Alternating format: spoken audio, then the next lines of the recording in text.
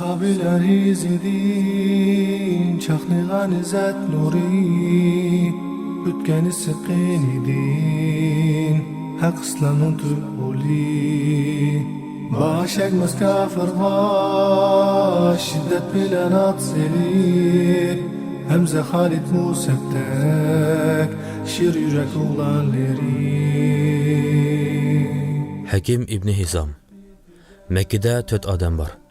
Men ularning sheriklikda qilishiga chidamayman. Ularning islomga kirishiga qiziqaman.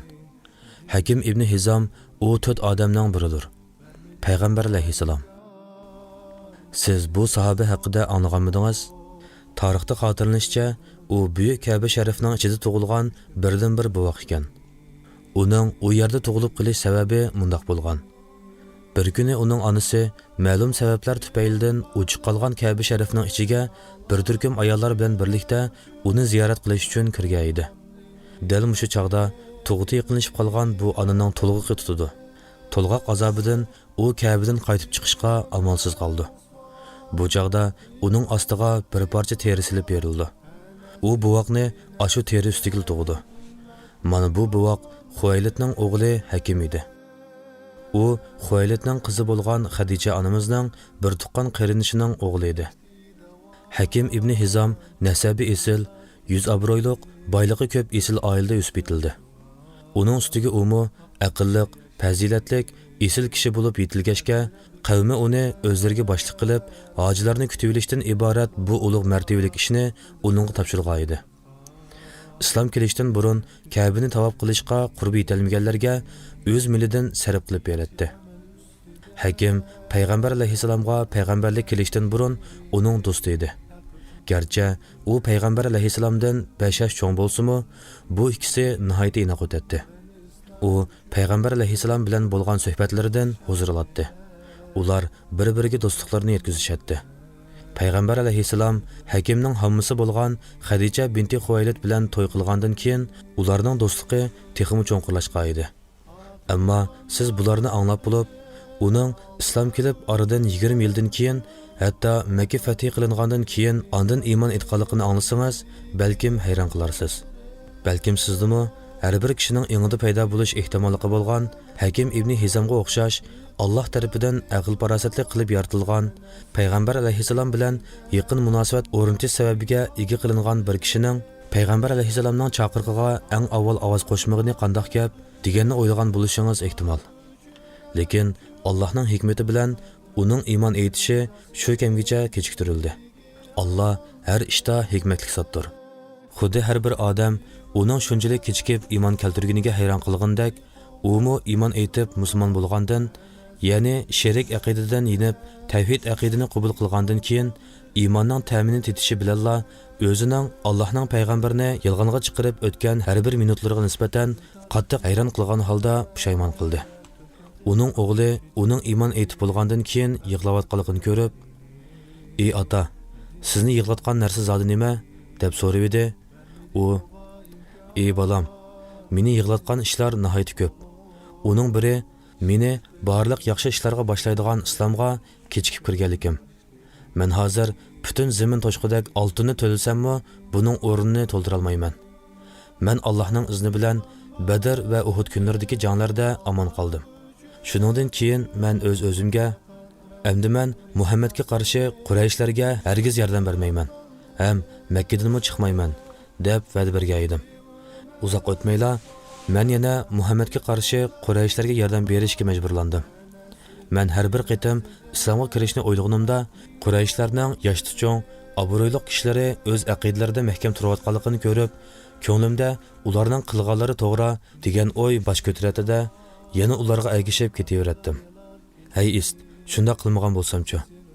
Bizni faqat ota-bovlarimizga, cho'nglarga ergishishla halok qilyapti. Ey o'g'lim, men buning uchun qandoqmi yig'lamay tura olayman? Payg'ambar alayhissalommi doim Hakimdek aqlliq bir insonga islom qandoq qilib shuncha maxfiy va tushuniksiz bo'lib qolgandi deb hayron bo'ladi. Va uning shundoqla uning do'stlarining Allohning diniga kirishiga to'limi hirisman bo'ladi. Shunga Makkani fath qilishdan ilgirki bir kechasi payg'ambar alayhissalom sahobalarga Makkada 4 odam bor. Men ularning sheriklikda qilishiga chidamayman. Ularning islomga kirishiga qiziqaman. Deganda sahobalar: "Ey Allohning payg'ambari, ular kimlar?" deb so'radi. Payg'ambar alayhissalom: "Ular Attab ibn Usayd, Jubayr ibn Mut'im, Hakim ibn Hizam va Suhayl ibn Amr" degan edi. Allohning marhamati bilan keyin ularning hammasi musulmon bo'ldi. Payg'ambar alayhissalom Makkani fath qilg'ili kirganda Hakim ibn Hizamni hurmatlashni maqsad qilib, o'zining jakortisiga: "Allohdan boshqa iloh yo'q, uning sherik yo'q. U yegandir. Muhammad Allohning bandisi ham elchisi" deb guvohlik bergan odam amindir. Kabening qishida o'ltirib, Qur'onni qo'yib qo'ygan odam amindir.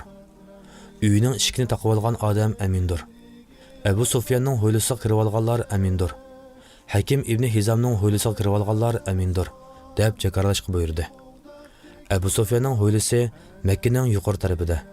Hakim ibn Hizamning hovlisi Makkaning tuvan tarafida edi. Hakim iymon etgandimi butun vujudi bilan iymon etdi. Shundaqla bundan burun Muhammad alayhissalomga qilgan har bir yomonlikni uningdan necha has yaxshilik bilan yo'yishga va'da qildi. U haqiqatan va'dasini amalda ko'rsatdi. Uning va'dasini amalga oshirganlik to'g'risidagi ishlardan biri, u aslida Darun Nadva deb atiladigan majlisxonaning egasi bo'lib, u islomdan burungi hayotidan butunlay qutulish uchun Qurayshlarning kattalari yig'ilib, islom uchun suiqasdlarni planlaydigan bu joyni 100 ming dirhamga sotib etdi. Uning bunda qilganligidan hayron qilgan Quraysh yoshlardan biri: "Sen Qurayshlar eng faxrlanadigan bir joyni sotib etding" dedi. Hakim uningga: "Ey o'g'lim, faxrlanadigan u ishlar tugadi. Uning o'rniga faxrlik ishlarla qoldi.